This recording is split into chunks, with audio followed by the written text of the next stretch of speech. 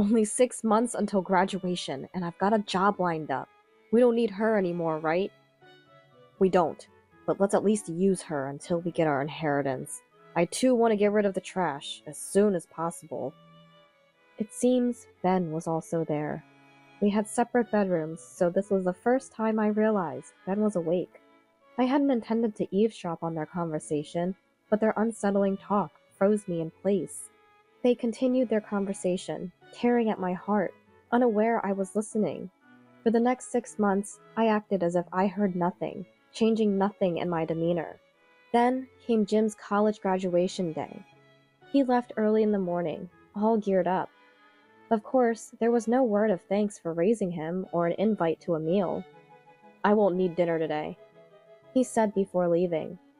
Had I not heard that conversation, it might not have bothered me, but a word of gratitude wouldn't have been too much to ask, I thought.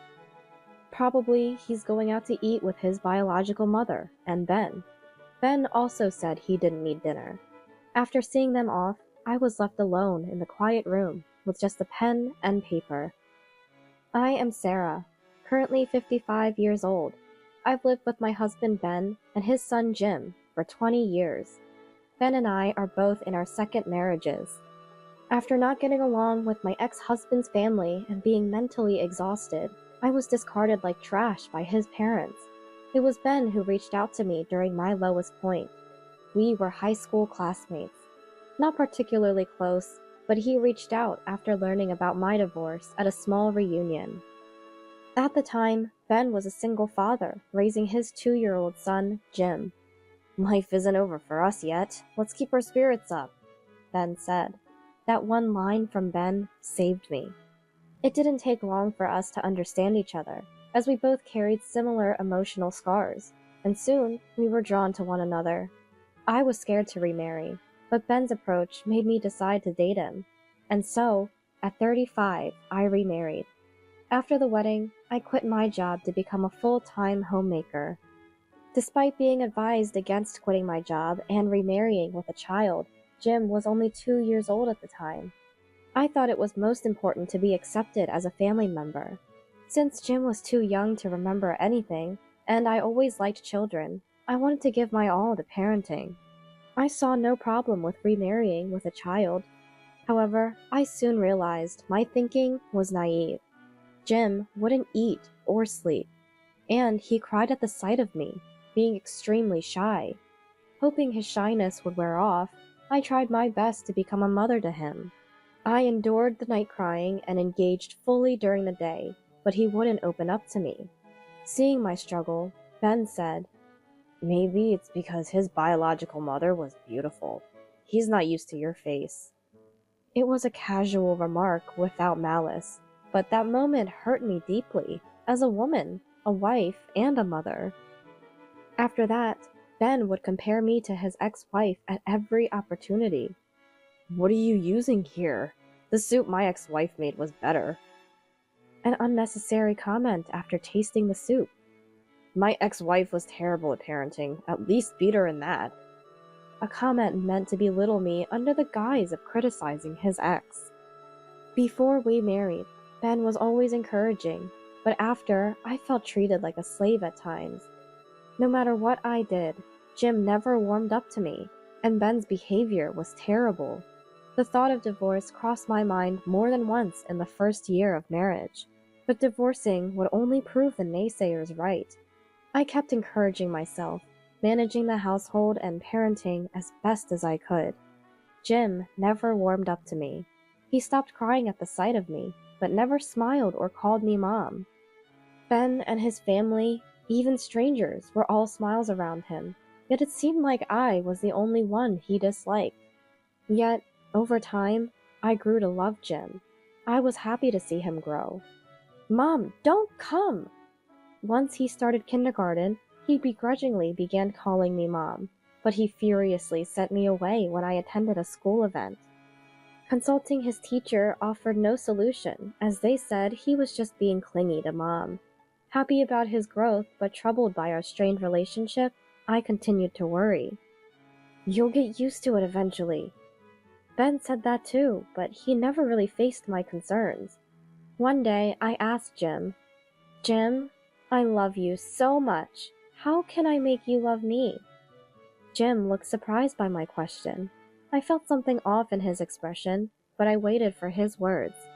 Then, Jim opened his small mouth. Do you really love me, Mom? Of course I do. That's a lie. You hate me. Dad said so. I was shocked by Jim's words. Ben had said that? What did he mean by that? What do you mean? Dad said I hate you? Yeah, I won't be fooled. You're a fake mom. Because of you, my real mom is gone. Jim left the living room after dropping those words. I was shocked. I had nothing to do with Jim's mother's divorce from Ben. Yet, Ben blamed everything on me. Even after Jim was old enough to understand, not opening up to me and calling me a fake mother was all Ben's doing. That night, I confronted Ben. Jim called me a fake mother. You're the only one who could have told him that. But Ben defiantly said, I did say that. But it's not wrong, is it? Don't blame me for not being liked. I was so frustrated. I couldn't say anything back. I still don't understand why Ben would do such a thing. Eventually, my relationship with Jim didn't improve, and I felt more distance from Ben. Yet, children's growth doesn't wait. It was when we were preparing for Jim's elementary school entrance. Is this backpack okay? Ben pointed to a luxury backpack. I was surprised by the price. It looks nice, but isn't it a bit too expensive? Why don't you get your parents to buy it as a gift? Huh? I tilted my head, not immediately grasping Ben's words. Your family is rich, and they can surely afford a gift for their grandson's school entry. Ben said that without even noticing my dumbfounded state. Indeed, my family was financially comfortable, owning real estate, and my grandfather once made it to the wealth rankings. It wasn't surprising that Ben, having attended the same high school, knew this before we got married, and expecting a backpack as a school entry gift for a grandson is common. However, Jim and I have no blood relation. Moreover, Jim doesn't even like me, so I've never even taken him to my parents' house. Whenever I suggested visiting my parents for Christmas, Jim and I are fine. We don't have any blood relation to your parents, so if you want to go, just go by yourself. Ben refused, citing the lack of blood relation as a reason to avoid interacting with my parents. Yet, he was asking for a luxury backpack as a gift. My parents don't have any particular affection for Jim. That might be a bit difficult, I said with a forced smile, turning down Ben's suggestion. However, Ben got upset. Why not? Just ask them. If they refuse, I'll take that as it is and reconsider our relationship. His condescending tone irritated me. What does he mean, take that as it is? I held back my desire to argue. Of course, I couldn't impose such a burden on my parents. I secretly planned to buy the backpack with my own savings from before I was married and pretend it was from them. Then, to my surprise, my parents offered to buy a backpack. In the countryside where I lived, it's customary for the maternal grandparents to present the backpack.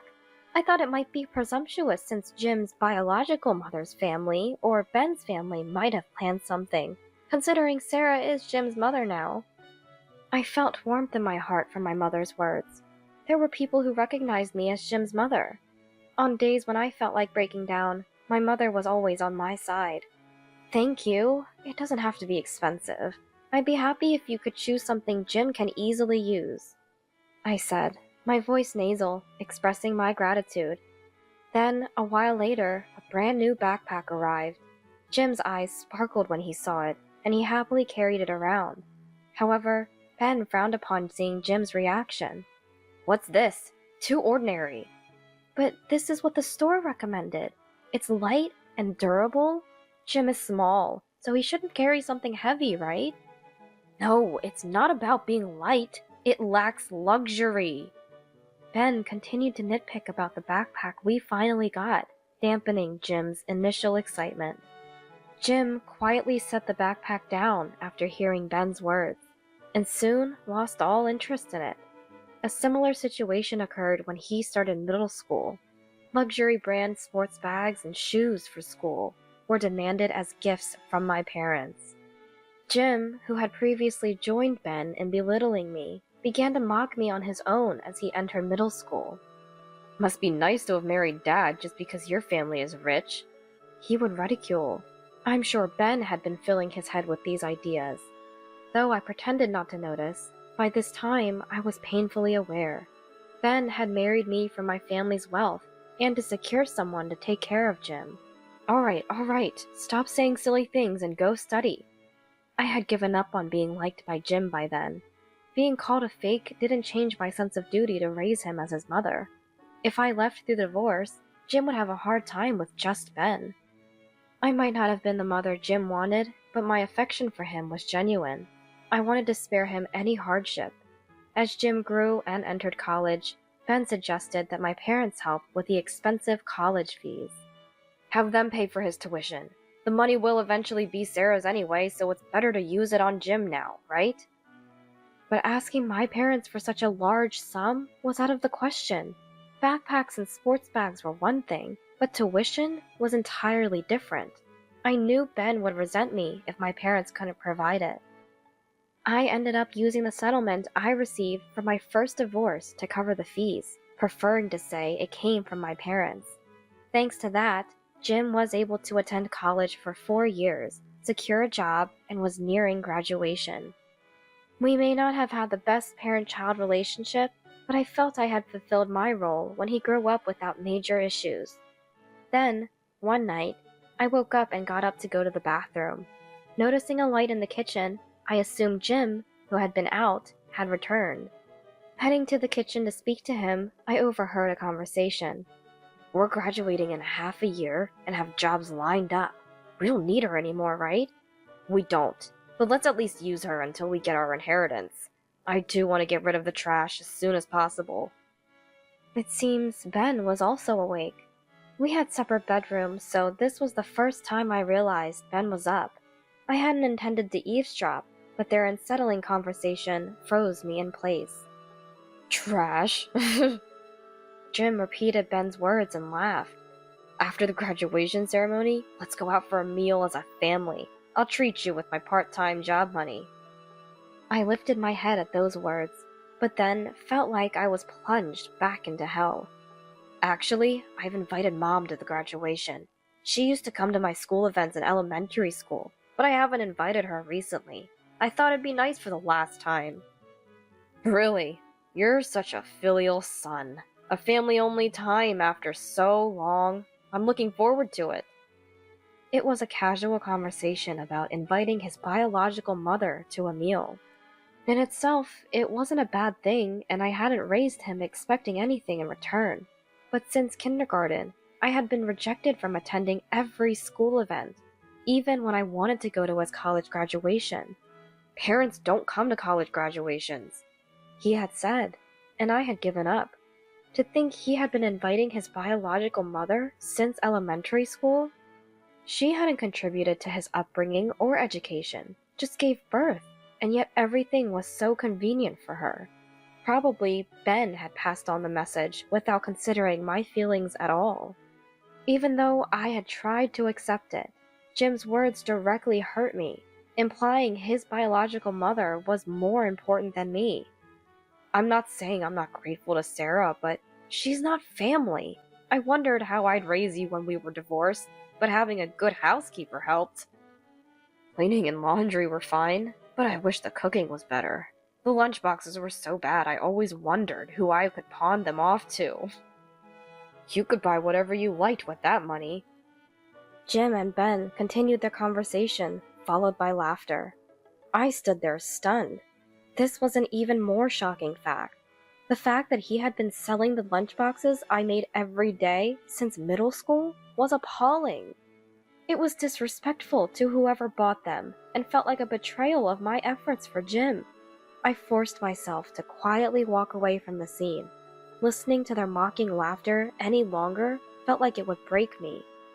20 years of marriage, raising Jim since he was 2. Yet I was never acknowledged as family. I cried myself to bed, and then I made up my mind about something I had kept to myself for a long time. For the next 6 months, I pretended not to hear their conversations and didn't change my demeanor.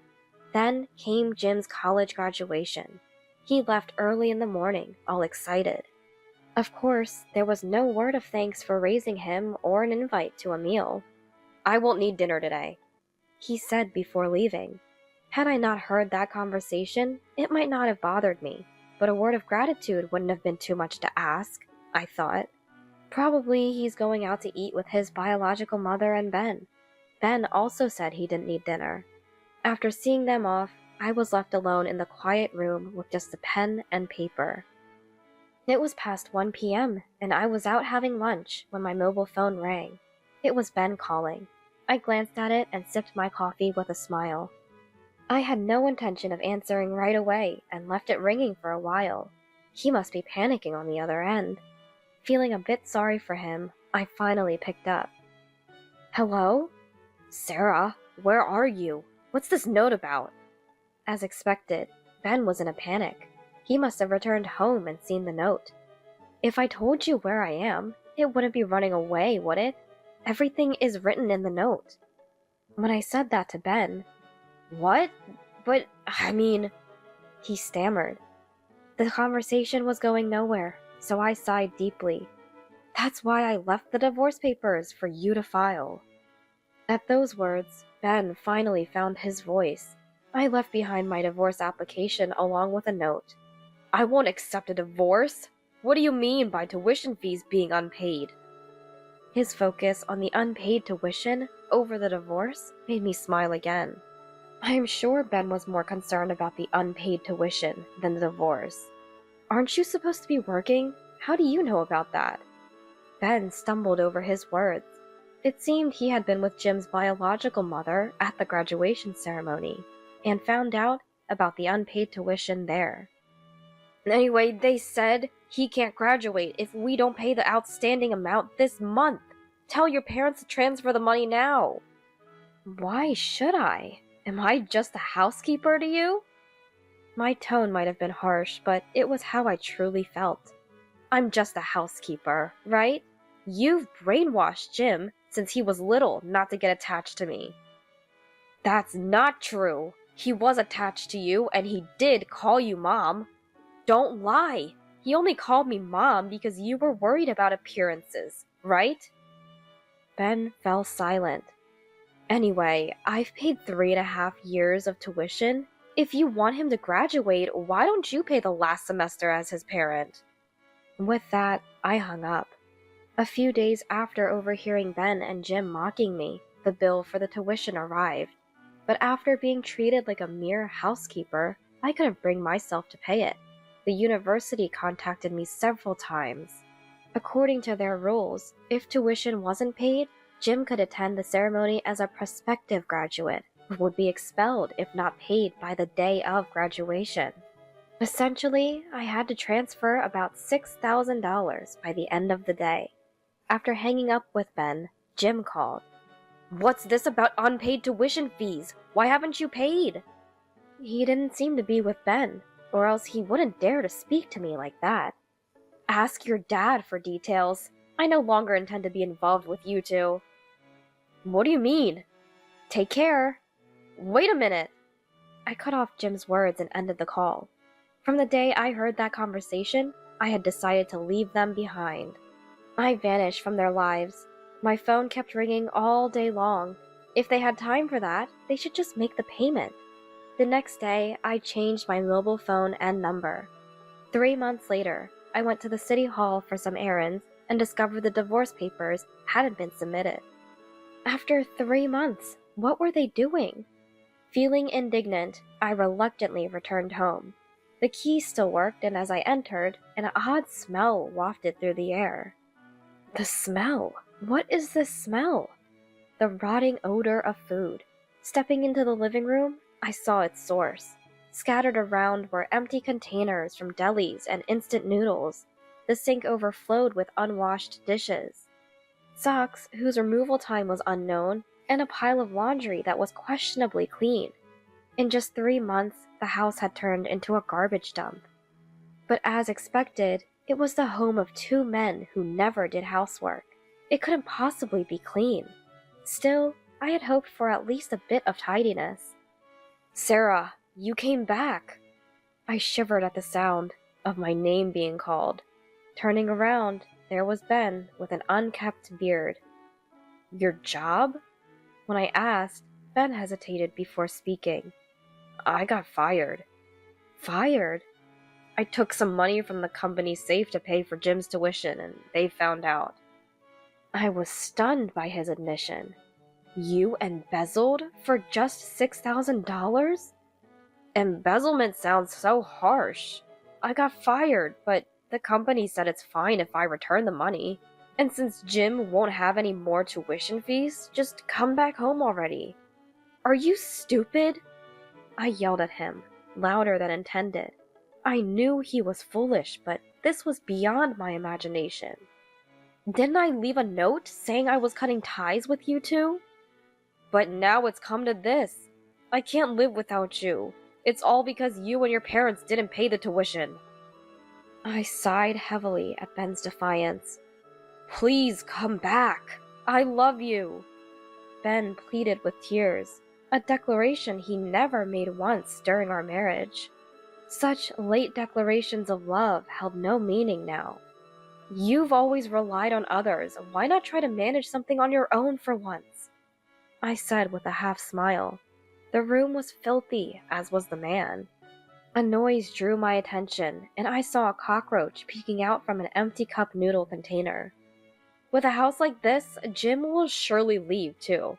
Your family will just be cockroaches." I laughed. Ben said nothing in response, just hung his head. The divorce papers were successfully filed afterward. 3 years in a new place, I was finally able to live a happy life when I received the news of his death. I finally felt I had found happiness when I received the news of my mother's passing. At the funeral, 2 shadows approached me. I looked up slowly. "It's been a while. You look better than I thought." It was Ben and Jim. We had many mutual acquaintances. They must have heard about my mother through someone. Jim, despite having received much from my mother, never thanked her. Part of me was glad. "Thank you for coming." They came to see her off. "Of course. You're an only child, right? So you'll inherit everything. And eventually, as your son, I'll inherit too, right? Gotta thank Grandma." "What?" I frowned at Jim's outrageous statement. Jim started saying something outrageous, and I felt disgusted with him. "What are you talking about? You have no right to inherit anything." "But even if we divorce, Jim is still our child, right?" Ben smirked nastily. Anger welled up in me at their audacity. "Leave! If that's your attitude, you shouldn't have come." My voice was louder than expected, attracting stares. Ben and Jim were unfazed by my shouting. Then the situation flipped. "What's going on here? Is everything all right?" 2 figures, a man and a woman, approached me. Seeing them, Ben and Jim went pale. The infamous ex-husband and his kid." I introduced Ben and Jim to Henry and Rolla. Their faces soured. Ben awkwardly said, "Boss, why are you here?" "Boss? You know Henry?" I asked Ben, but got no reply. Before Ben could answer, I continued. "This is my husband Henry and our daughter Rolla." "What?" Ben and Jim looked up, surprised. "Sorry for the trouble my wife has caused. You're Ben from HR, right?" "Yes." "What do you mean? Ben works for Henry?" When I asked Henry, he nodded. Ben looked uncomfortable. "I don't mix business with personal matters, but if you hurt Sarah any further, I won't forgive you." "I didn't mean to." Ben stumbled over his words.